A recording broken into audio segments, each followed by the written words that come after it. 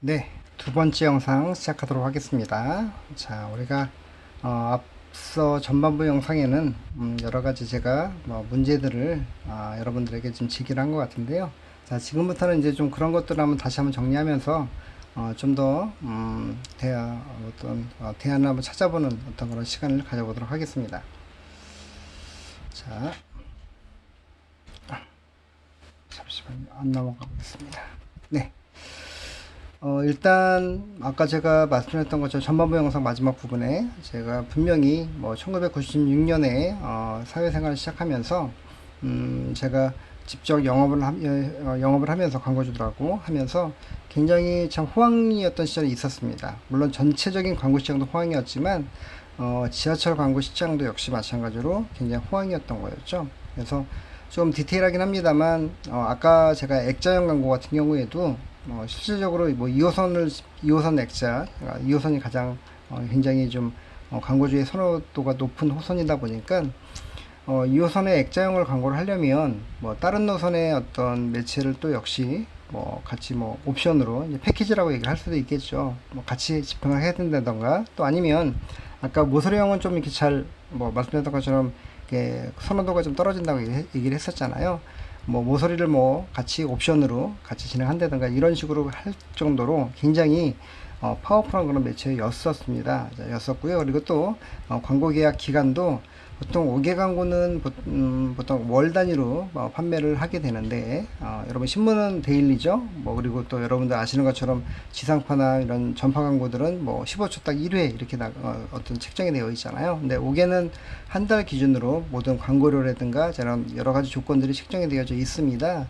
자, 근데 연간 광고 중심으로 판매를 하고 있었다라는 거죠. 자, 근데 지금 생각해 보면 그렇게 과연 팔릴 수 있을까라는 어떤 그런 의문을 갖습니다만 실제 그렇게 판매가 됐었고요. 자, 그만큼 핫한 매체 중에 하나였다는 얘기를 하고 싶습니다. 자, 그랬던 우리 지하철 광고가 특히 이제 교통수단 중에서 차내 광고를 예를 들자면 자, 딱 두 가지 요인으로 정리할 수 있을 것 같은데 가장 핵심적인 내용들이요. 또 다른 것들도 있긴 하겠습니다만 자, 일단 보시는 환경적인 요인으로 여러분들 왜 적소이론에 대해서 제가 한번 소개를 해드렸었잖아요. 자, 여러분들 어떤 특정한 지하철 공간이라고 하는 특정한 공간에 자, 이제 아까 제가 개체수 얘기도 했었습니다만 또 다른 군의 매체들이 등장을 하기 시작을 합니다. 즉 지하철 매체의 어떤 개체수가 늘어나는 게 아니라 지하철 광고를 위협할 수 있는 그런 어떤 매체들이 등장을 하게 되는데요. 2002년도 저희 초반부에 이제 메트로라고 하는 지금 보시는 사진에 그런 우리 무가지라고 하죠. 그러니까 돈 받지 않고 그냥 제공하는 신문들 얘기를 하는데 이 무가지들이 굉장히 많이 등장을 하기 시작을 합니다. 거의 2010년, 13년까지 거의 파워풀하게 한 10년 정도를 지하철 광고를 위협하는 굉장히 큰 하나의 매체군으로 등장을 하기 시작을 합니다. 물론 그 매체도 사실은 더 오래 가지 못하고요. 물론 지금도 메트로나 몇 개 남아있긴 합니다만 실질적으로 과거에 지하철 역사마다 제 기억이 그렇습니다. 출근할 때마다 제일 먼저 했던 일이 뭐였냐면 지하철에서 메트로, 포커스, AM7 제가 얘기하는 그런 지금 현재 이름들은 대부분 무가지들을 얘기를 하는 건데요. 이렇게 쭉 알바생까지 써가면서 이 신문사들이 굉장히 많이 배포를 했다는 거죠. 그래서 그만큼 메트로의 많은 광고주가 실제 광고를 실기도 했고요. 결국은 지하철 광고의 예산들이 일부 많이 전용이 됐겠죠. 그렇게 돼 있었고요. 또 한편으로 2008년도 여러분도 아시는 이제 우리가 애플의 스마트폰이 3G 폰이 국내에 상륙을 하면서부터 우리 우측에 이제 화면 보이시죠? 지금의 모습과 거의 다르지 않으실 겁니다. 그렇죠, 여러분들? 지금 좀 달라진 거는 귀에 대부분 이제 에어팟 같은 거를 다 끼고 계신 것들이 또 과거 버전하고 좀 달라진 형태일 거예요. 그렇죠? 그래서 지금 2008년부터 현재 지금까지 스마트폰이 등장을 하면서 일단 지하철 광고를 떠나서 메트로나 아까 얘기했던 무가지에도 영향을 주기 시작을 하죠. 그만큼 매체 환경이 바뀌면서 영원한 매체들은 사실 존재하지 않을 수도 있다는 겁니다. 물론 사라지진 않을 수 있는데 그만큼 과거의 어떤 그런 영광들이 계속해서 끝까지 가기는 쉽지 않다라는 그만큼 경쟁 매체를 극복해내는 아니면 디벨롭을 할 수 있는 그런 어떤 형태로 가야 될 수밖에 없다는 얘기가 되겠죠. 자, 그래서 자, 이런 어떤 두 가지 어떤 그런 자, 매체들의 등장으로 인해서 자, 지하철 광고가 자, 과거의 어떤 그런 광고주들의 선호도를 조금씩 이제 엇나가기 시작했다라고 보셔도 뭐 크게 무방할 것 같습니다. 그래서 여러분들이 그렇게 일단 보시면 좋을 것 같고요.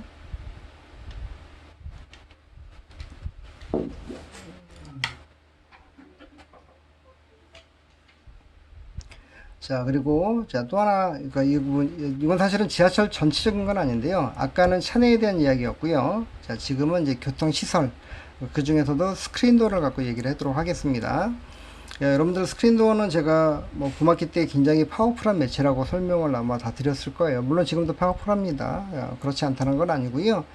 단지 저희가 뭐 그것이 알고 싶다부터 어떤 탐사 프로나 또 아니면 뉴스에서 물론 일반인들이 뭐 문제가 됐거나 그런 것보다는 그러니까 우리 지하철 특히 스크린도어를 또 수선하거나 또 AS 하는 자 그런 어떤 노동자들이 자 불의의 사고로 사실은 또 사망하는 사건들이 자 등장을 하다 보니까 이제 안전에 대한 부분들이 이제 문제가 됐습니다. 그래서 자 보시는 것처럼 2016년도에는 자 국민권익위원회와 자 국토해양부의 어떤 발의로 자, 비상 탈출을 막는 자, 스크린도어 광고를 자, 철거하는 어떤 사업을 추진을 하게 됩니다. 그러니까 실제로 자, 서울교통공사에도 자, 철거에 따르는 예산까지도 자, 나오기도 했습니다. 자, 그래서 보시는 것처럼 자, 민자를 제외한 여기서 민자는 이제 9호선 같은 걸 얘기를 하는 건데요. 자, 아까 1호선부터 8호선은 우리 교통공사, 즉 서울시가 운영하는 그런 지하철이잖아요. 그래서 자, 1호선부터 8호선 전체 광고물의 45% 정도의 규모인 자, 1, 4호선에 한 1000개 정도, 5%도 역시 1000개 정도를 자, 철거하고 있는 어떤 것들을 추진하고 있습니다. 실제 여러분들이 그 지하철 서울 지하철 타보시면 아예 스크린도어에 광고물이 없는 그런 역사도 있고요. 그리고 또 뒤에 나오겠습니다만 자, 그리고 이제 여러 가지 형태로 좀 뭔가, 뭐 다른 이슈는 아니었고요. 여러분들이 유사시에, 뭐, 승객들도 마찬가지입니다만, 자, 탈출할 수 있게끔 이렇게 원래 나오게끔 문이 열리게 돼 있거든요. 이제 그거를 이제 광고물이 막았다고 했기 때문에 문제가 됐던 거기 때문에, 자, 일단 그런 어떤 안전에도 자, 문제가 없고, 그 다음에 아까 말씀드렸었죠. 자, 스크린도어가 굉장히 그 이용객들의 눈높이에서 굉장히 인기가 많은 매체이다 보니까 자, 요것들을 두 개를 뭔가 해결할 수 있는 어떤 그런 방안들을 사실은 모색을 하게 됩니다. 그래서 실질적으로 그 모색에 대한 어떤 그런 그림도 실제 한번 그려진 게 있고요. 그 다음에 물론 실행은 그렇게 되어 있지 않습니다만 결과적으로 이제 이번 PPT 마지막 페이지를 보시면 현재 아까 말씀드린 제 그런 어떤 그 노력의 결과물들이 실제 광고물로서 운영이 되어져 있습니다.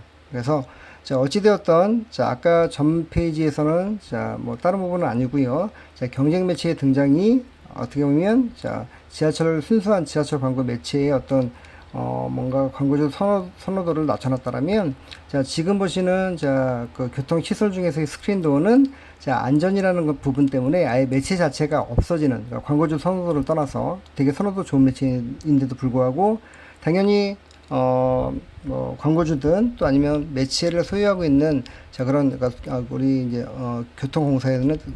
공사에서는 자, 이 매체를 유지하고 싶겠죠. 하지만 자, 이런 어떤 여러 가지 굉장히 근본적인 안전에 대한 부분이 문제가 되다 보니까 자 그런 고민을 할 수밖에 없었던 얘기가 될 거고요. 자 어쨌든 자 이런 고민들을 자 지금은 하나씩 해결을 하고 있다는 것들 자 여러분들이 그렇게 기억하시면 좋을 것 같습니다.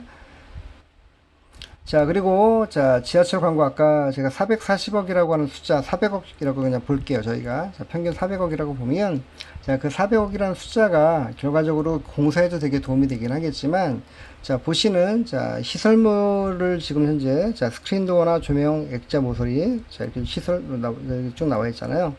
자 이런 시설물들에 자 해당되는 자 라이센스 즉 공사의 어떤 그런 입찰을 통해서 실질적으로 이제 매체별로 이제 한 업체가 이제 영업을 하는 건 아니고요. 그러니까 굉장히 많은 업체들이 입찰을 통해서 자 광고 영업을 하고 있습니다. 그 중에 제가 지금 일하고 있는 엠미디어도 있죠. 자 뭐 전원 유진 뭐 쭉 나와 있습니다만 자 어찌되었던 저기 나스까지도 있습니다. 자 나스미디어 5, 6, 7, 8호선을 팔고 있는데요. 자 이렇게 한 20개 업체 정도가 자 시설물과 관련돼서 자 광고물과 관련해서 자 현재 뭐냐면 자 업을 유지하고 있다라는 거죠. 그러니까 대부분 자, 몇 회사를 빼놓고는 다 중소기업들이라고 보셔도 크게 무방합니다. 자, 그렇기 때문에 어때요? 자, 좀 더 어떤 임대료를 내고, 자, 영업을 하고 있는 그런 업체들 입장에서는, 자, 이 매체에 대한 세일즈가 되게 중요하기 때문에, 자, 그 얘기를 해주는 거고요. 자, 어떻게 보면 이 매체사들의 존립과 관련이 될 수 있다는 얘기가 되겠고요. 자, 그리고 제가 잠깐 뭐 설명을, 드리자면, 자, 우리 서울교통공사뿐만 아니라 모든 지하철 공사가 부대 사업이라는 걸 하고 있습니다. 자, 크게는 한 세 가지인데요. 자, 시설, 광고물로 활용해서 자, 부대 수입, 아까 400억 정도가 이제 부대 사업을 통해서 자, 부대 수입이라고 보시면 될 것 같고요. 또 하나가 편의시설. 여러분들은 뭐 그동안 이제 우리 통합 판매대나 음료 자판기, 우리 밴딩머신 같은 거 다 있잖아요. 자, 이런 모든 것들이 전부 다 자, 편의시설물로 자, 어떤 임대 사업 같은 것도 하고 있습니다. 자, 그리고 역군의 상가. 자, 여러분들 우리 그 역사부열로 보시면 굉장히 많은 다양한 뭐 화장품 코너도 있고요. 자, 편의점도 있고요. 그렇죠? 여러 가지 제과점도 있죠. 자, 굉장히 많은 그런 어떤 그 상가들이 들어와 있는데 이것도 역시 임대 사업으로 부대 사업 중에 하나입니다. 자, 그만큼 그러니까 순수한 어떤 뭐 우리가 이제 소위 이야기하는 그 지하철 그 교통비 외에 자, 운영하는 모든 비용들이 자, 어떻게 보면 이제 부대 사업이라고 보시면 될 것 같고요. 자, 그 사업들이 굉장히 중요하다라는 얘기를 하면서 그 중에 광고도 역시 중요한 하나의 포션을 차지하고 있다라고 여러분 보시면 될 것 같습니다. 자, 그래서 보시는 것처럼 자, 다수의 5개 광고 사업자들, 그러니까 제가 좀 근무하고 있는 엠미디어뿐만 아니라 저는 많은 그런 어떤 업체들의 중요한 비즈니스 모델이 되고 있다라는 거죠. 그래서 자, 회사들의 자, 존립 기반이 되고 있기 때문에 그만큼 세일즈가 되게 중요하다라는 얘기를 드리고 싶고요. 자, 또 하나 아까 제가 설명을 이미 드렸죠. 자, 보시는 자, 포스터들, 그 다음에 조명 광고도 마찬가지겠고요. 자, 요게 지금 여러분들한테 보여드리는 역사 하단에 두 개가 가산 디지털 단지역입니다. 1호선과 자, 7호선의 환승 구간이죠. 실제 마리오 아울렛은 제가 나스미디어를 퇴사하기 전까지 제가 맡고 있던 클라이언트이기도 합니다.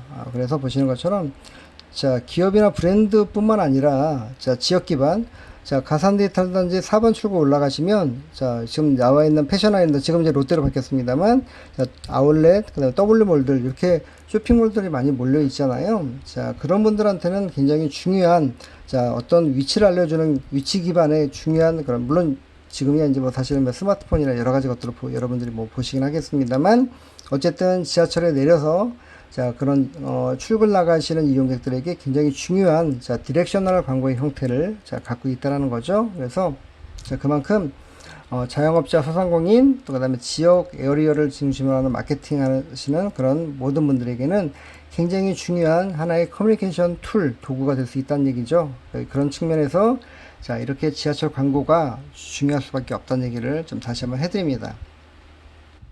자, 이제 본격적으로 조금 더 이제 자, 문제가 되는 부분들, 왜 400억이 필요한지에 대한 부분들을 좀 설명을 드리자면, 자, 일단, 여러분들이, 이건 약간 사실 여러분들이 뭐 깊이 있게까지 아실 필요는 없긴 합니다만, 여러분들, 우리 이제 65세가 되면 이제 우리, 이제 무임으로, 자, 우리가 이제 지하철을 승차하실 수 있는 연령대가 되십니다. 그래서, 자, 여기 잠깐 보시면 17년도 기사긴 합니다만, 자, 적자 눈덩이에서 기로에선 노인 무임 승차라고 되어 있죠. 자, 여러분도 아시는 것처럼 저희 나라는 이제 고령화 사회로 접어들고 있습니다. 그렇죠? 자, 그러면서 그만큼 이제 우리가 실버 세대들에게 자, 제공하는 복지 제도들이 꽤 많이 있어요. 그 중에 하나가 이제 노인분들의 자, 지하철 무임 승차입니다. 대중교통 무임 승차. 그래서 네, 중요한 건 뭐냐면 자, 여기 15년, 16년, 17년 보시는 것처럼, 자, 물론 서울교통공사 기준입니다. 자, 승차 인원, 그 다음에 파란색이 무임 승차 인원이죠. 자, 보시는 것처럼 점차 늘고 있다는 것들을 보여주고 있고요. 저 점유율도 역시 14.1%에서 14.7%까지 올라갔죠. 자, 그리고 이제 무임 손실에 대한 비용들입니다. 자, 어쨌든, 자, 복지를, 자, 한다는 얘기는 저희가 지금 뭐, 다른 얘기입니다만, 재난기금도 어때요? 자, 대부분, 어떤 뭐 세금이나 이런 걸 통해서 저희가 국가의 어떤 자원으로 자, 제공하는 거잖아요. 똑같습니다. 시 자원으로 자, 이것들을 제공을 하다 보니까 점점 어때요? 자, 누적의 어떤 적자들이 적자폭들이 자, 누적되면서 커지고 있다는 거죠. 자, 근데 왜 그러냐면 자, 밑에 하단 부분이 중요합니다.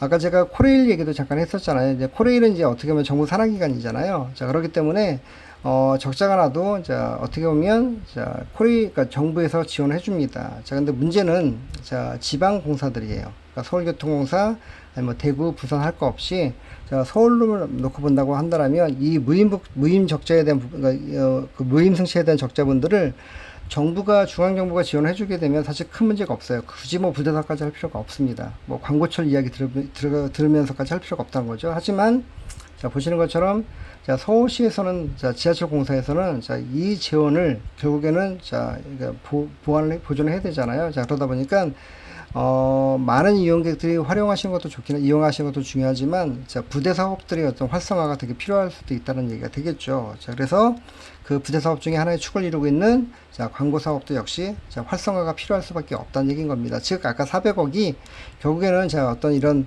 꼭 물론 노인분들의 어떤 무임 승차뿐만 아니라 그걸 축으로 해서 여러 가지 어떤 교통공사의 자, 많은 손실 부분들을 자, 메울 수 있는 굉장히 중요한 자원이 될 수 있기 때문에 되게 중요하다는 거죠. 그러니까 사실은 조금 난해합니다. 어렵죠?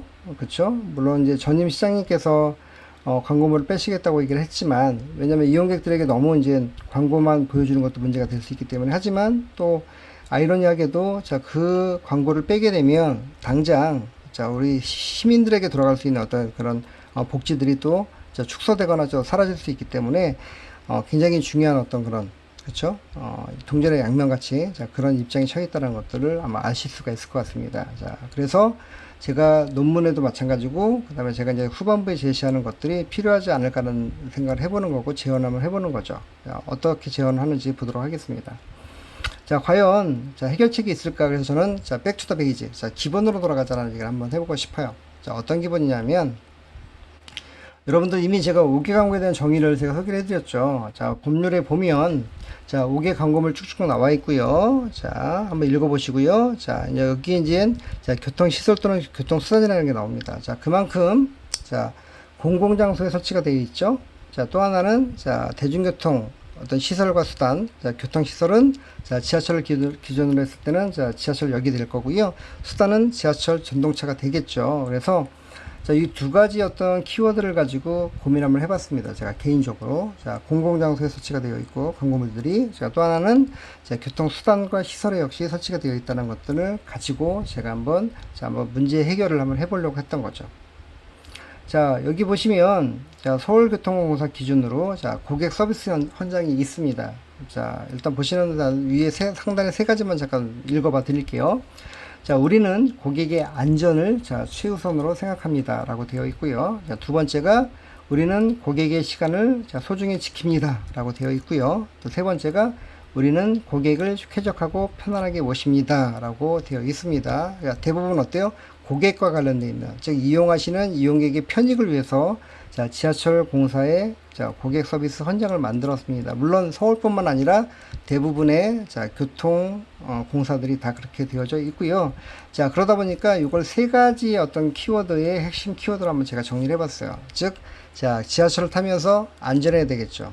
그 다음에 제일 중요한 또 정시에 와야 되겠죠. 요즘엔 워낙에 자, 제가 봄학기 때도 말씀드렸습니다만, 여러 가지 어떤 그런, 기기들, 디바이스를 활용해서, 그런 기술을 활용해서 너무나, 자, 정확하게, 자, 정시에 거의 틀림없이, 지하철을 이용하는 어떤 그런 시대가 됐습니다만, 자, 과거에는 되게 중요했던 거죠. 정시성, 또 하나가 이제 쾌적성입니다. 자, 여기는 쾌적성은 여러 가지 걸 내포하고 있는데, 환경적인 부분이라고 보시면 될 것 같아요. 근데 이 환경은, 지하철의 어떤 그런 미세먼지나 이런 것도 해당이 될 수 있을 거고요. 또 하나는 뭐냐면 저희가 지하철 이용하시면서 좀 편하게 우리가 백팩 우리 앞으로 매는 것도 얘기 나온 적도 있었고요. 그 다음에 지하철에서 어때요? 자, 다리를 우리가 좀 이게 또 너무 쩍벌난 이런 얘기 많이 나오잖아요. 자, 이게 우리가 이게 모아 앉으면 자, 옆 사람들에게도 편하게 또 할 수 있다는 거고요. 어떤 여러 가지 모든 것들 다 포함되어 있습니다. 이 세 가지가 어떻게 보면 가장 큰 고객 서비스의 중요한 포인트라고 볼 수 있겠죠. 그래서 저는 이 세 가지의 어떤 것들을 자, 활용할 수 있는 그런 매체를 자, 만들거나 또 아니면 그런 메시지를 자, 활용한다라면 아까 우리가 자, 산업적인 측면, 그 다음에 또 하나는 자, 너무나 광고 매체가 많아서 자, 상업적인 메시지 일변도의 어떤 그런 광고물을 보는 것보다는 훨씬 더 좀 더 뭐라고 클린 그런 어떤 쾌적한 환경 속에서 지하철을 이용하지 않을까라는 그런 고민을 하기 시작을 한 거죠. 자, 볼까요? 자, 과거 버전에 있던 내용들이 자, 많이 등장하고 있죠. 자, 쭉 이건 스크린도어가 생기기 전이기 때문에 가능한 매체들이었죠. 봄학기 때도 설명을 드렸습니다만, 자, 노반 분수대. 그죠? 쾌적하죠? 자, 우리 분수대는 먼지와 소음을 제거해 준다고 얘기를 했습니다. 굉장히 잘 팔렸고요. 핫하게. 자, 그 다음에 또, 자, 플랫폼의 안전 펜스. 그쵸? 우리가 이제, 자, 승하차를 도와주는 장소를 빼놓고는, 자, 이 부분을, 자, 펜스가, 자, 안전하게 지켜주는. 자, 뭐, 사실은 뭐, 이제 우리가, 술 취하시고, 뭐, 낙상하거나, 뭐, 이런 분들이 꽤 많았기 때문에, 자, 굉장히 중요한 역할을 했던 거였죠. 추락방지들. 안전성에 대한 부분일 거고요. 자, 그 다음에 이제 우리가 노반 동영상 쭉 나와 있습니다만, 열차 정보 안내를 또 많이 해줬거든요. 왜냐면 이 당시에 디지털 매체였기 때문에, 자, 뭐, 인쇄 형태의 매체들이잖아요.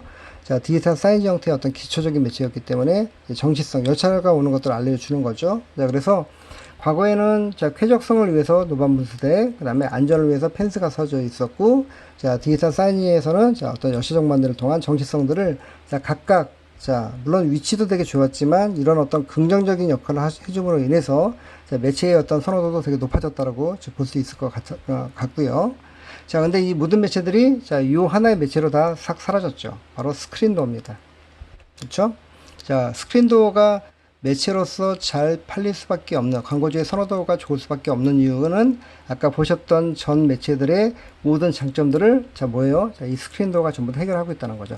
한 세네 가지의 매체 역할을 자, 이 하나의 매체가 자, 사실은 어떻게 보면 자, 교통 경기를 한 거죠. 자, 그러면서 이렇게 광고를 자, 진행하게 되면 자, 그런 어떤 매체의 어떤 공공성이라고 할 수 있는 자, 이런 공익 서비스들이 자, 결과적으로는 자, 광고주나 매체에 자연스럽게 자, 전이가 될 수 있겠죠. 자, 그래서 자, 안전하고 쾌적한 역사 환경을 구현하면서 그것들을 자, 스크린도어가 자, 주도하고 있다는 것들을 보여주고 있고, 그 다음에 또 한편으로는 자, 물리적으로도 보시는 것처럼 굉장히 자, 이용객들이 자, 대기하고 있을 때, 지하철 타려고 자, 대기하고 있을 때, 웨이팅할 때 실제 눈높이에 잘 보일 수 있다는 겁니다. 물론 자, 스마트폰이나 여러 가지 어떤 이슈들이 있긴 합니다만, 자, 그럼에도 불구하고 자, 열차를 탈 때는 어때요? 자, 한 번쯤은 정면을 주시하게 되죠. 자, 그럴 때 눈에 띌 수 있는 매체들이기도 합니다.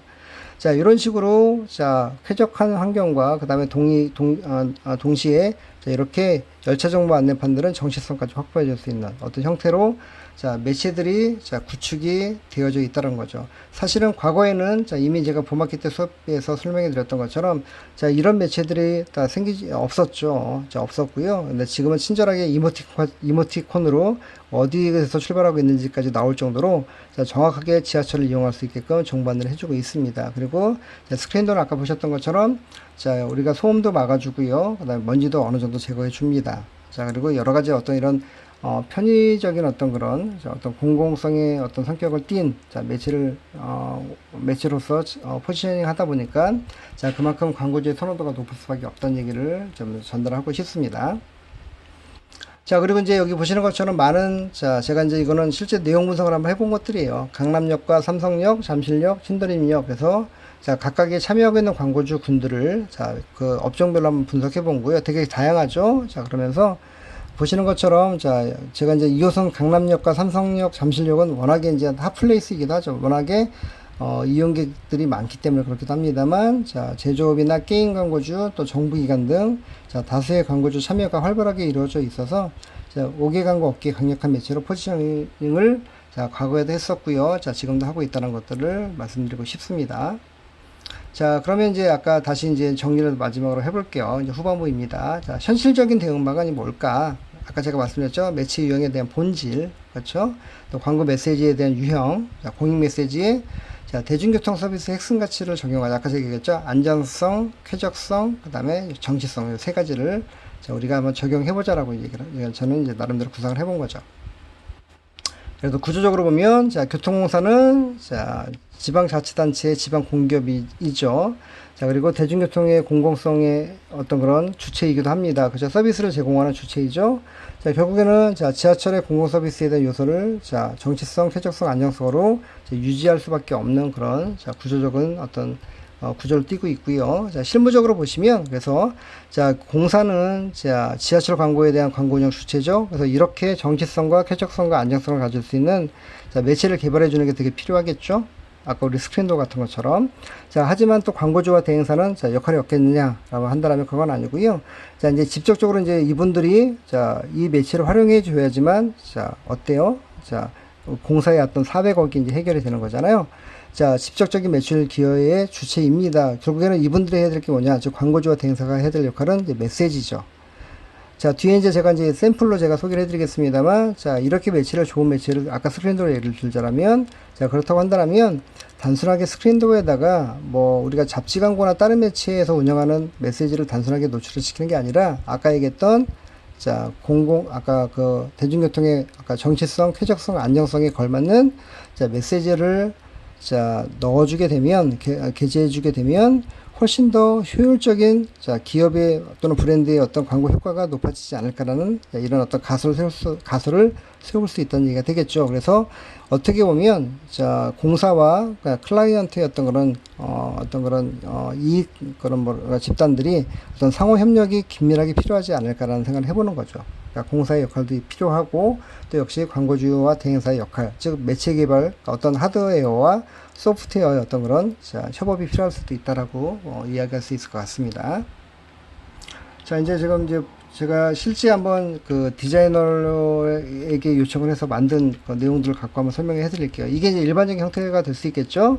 자, 현재라고 표현하긴 했습니다만 지금 들어가 있지는 않습니다만 자, 샘서가 과거에 광고를 집행했었어요. 레드도 들어갔었고 여러 개 브랜드들이 자, 샘소나이트가 자, 우리 이민호 씨를 모델로 지금 뭐 그다음에 우리 송중기 씨를 모델로 해서 쭉쭉 광고에 광고를 집행하셨었는데요.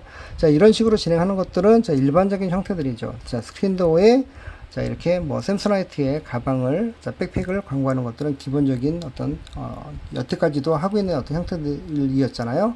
자, 근데 이런 것들보다는 자, 조금 더 다른 형태로 가보자고 하는 것들이 자, 이런 겁니다. 자, 샘소나이트 레드와 함께하는 자, 지진 발생 시 행동 요령이라고 되어 있죠.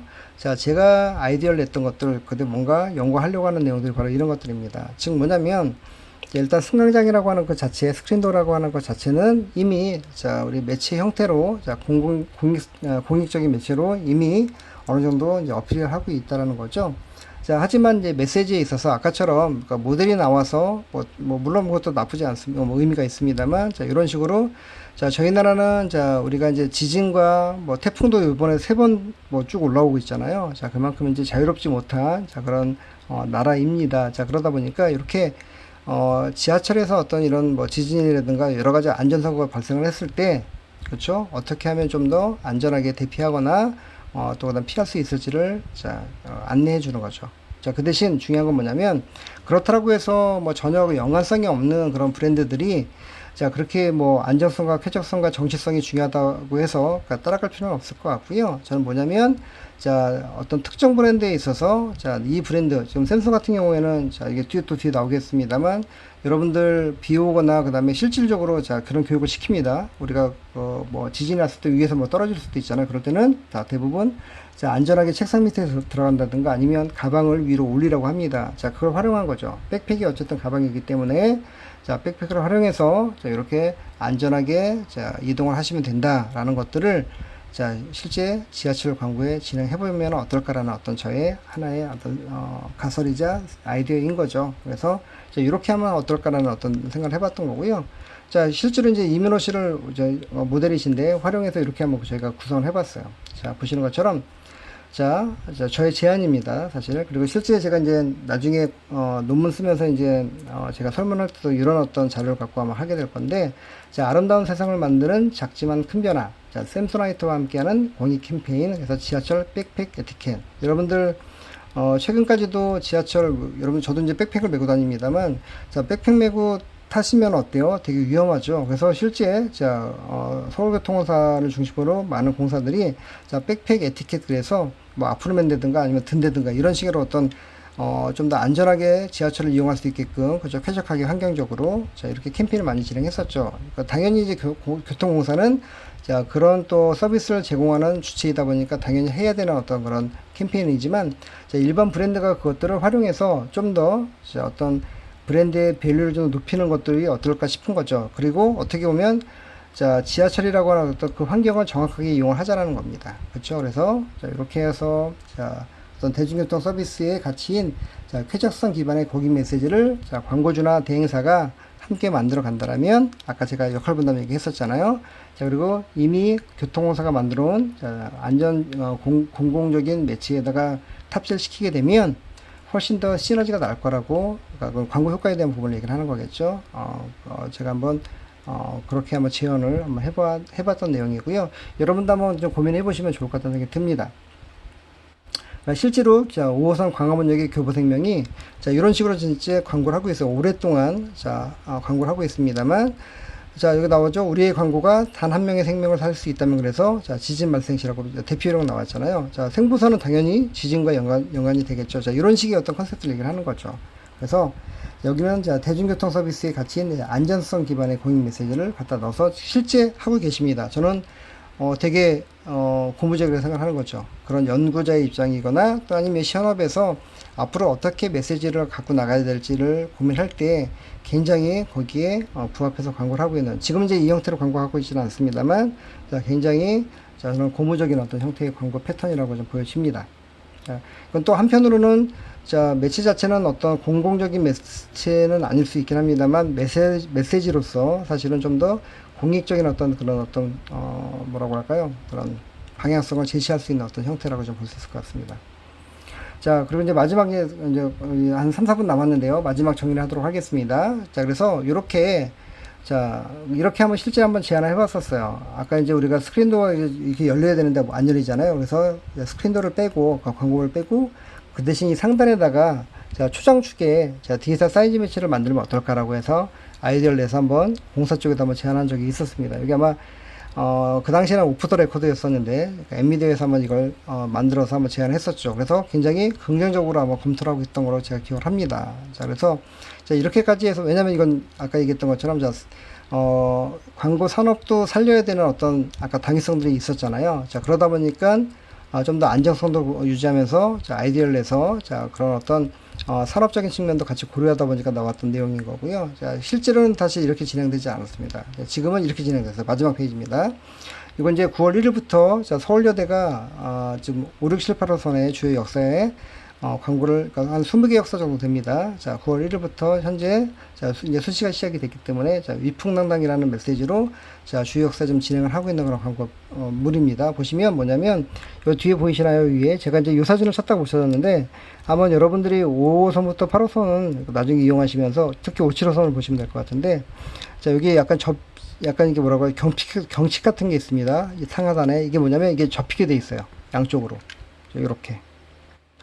아까 문 열리는 거 보셨죠? 자, 이렇게 이제 개발한 거죠. 전 이거 보고서 굉장히 깜짝 놀랐습니다. 이게 이렇게도 가능하구나. 결국은 기술력이 가능하기 때문에 가능한 거겠죠. 자, 원래 상단에, 자, 캐노피에다가 디지털 사인지를 쭉 설치했던 것들을 빼고, 오히려, 자, 눈높이에 기존의 매체의 어떤 특성을 유지하면서, 그 다음에 개폐까지 가능한 매체로 현재 바뀌어 있다는 거죠. 물론, 향후에, 145선까지 적용이 될지는 또 보긴 해야 될 것 같습니다. 왜냐면, 일단 2024년도에 자, 스크린도어가 이제 대부분 종료가 되거든요. 자, 그 이후로는 자, 그러니까 철거하겠다는 어떤 방침이 있었기 때문에 물론 이제 그 사이에 이렇게 이제 어떤 기술적으로 자, 진보를 해서 이렇게 이제 대안 매체가 나오긴 했습니다만 스크린도어가 실제로 145선에 대한 적용을 좀 보긴 해야 되겠습니다만 어찌되었던 자, 이렇게 자, 매체들이 점점 자, 진행이 되고 있다라는 것들인 거죠. 그래서 여러분들이 자, 이렇게 좀 여러 가지 제가 좀 설명을 좀 장황하게 드리긴 했습니다만 굉장히 지하철 광고가 또 다른 면에서는 되게 중요한 어떤 매체이다라는 것들을 한번 강조하고 싶고요. 여러분들이 봄학기 때 배웠던 개별적인 매체 이외에 이렇게 산업적인 어떤 구조적인 측면에서 굉장히 중요한 어떤 내용도 있다는 것들을 기억해 두시고요. 여러분들이 자, 앞으로도 현업에 나가시게 되면 여러분들이 혹시 뭐 광고주단으로 가시든 뭐 대행사 가시더라도 자, 지하철 광고를 만약에 여러분들이 진행하실 때 저하고 같이 이렇게 논의됐던 내용들을 가지고 한번 접목해 보시면 굉장히 좋지 않을까 생각을 해봅니다. 자, 오늘은 여기까지 하도록 하겠습니다. 난 4, 5분 정도 된 것 같은데, 자, 여러분들 혹시 뭐 궁금하거나 또 아니면 또 필요하신 내용들이 있으시면 언제든 주시고요. 자, 우리 또 더운 날씨에 또 끝까지 경청해 주셔서 너무 감사합니다. 자, 수고 많으셨고, 자, 다음 주에 뵙도록 하겠습니다.